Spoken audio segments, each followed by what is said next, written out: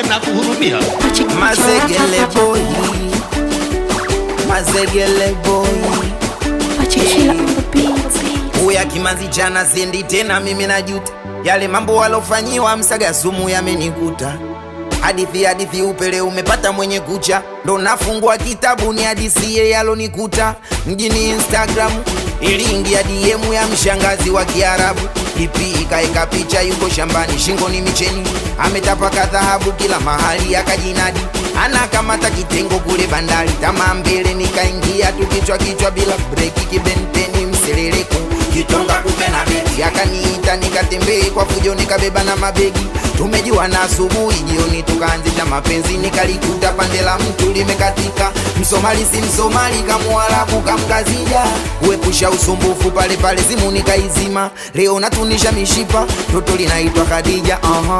Oya hii kwangu kiboko nyinyi, mana kanishikashika ila ajabu jogo hawiki. Akasema kwa mapozi unaleta ubisho kazini.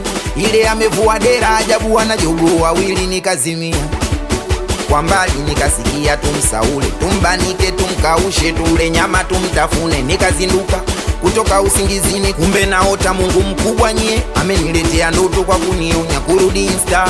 Nikaikuta meseji niloiota miso mjinga, nikadelete nijibu nikafanya nyama choma. Hii hadithi inafundisha maisha yanaga kona kona. Tumeumba kutafuta kwa jasho, mzilileko utatuponza. Kimanzi jana siendi tena, Kimanzi jana ya Kimanzi jana siendi tena, Kimanzi jana siendi tena, wanangu Kimanzi jana siendi tena, Kimanzi jana siendi tena, wauni Kimanzi jana siendi tena, jana oya siendi tena, siendi tena.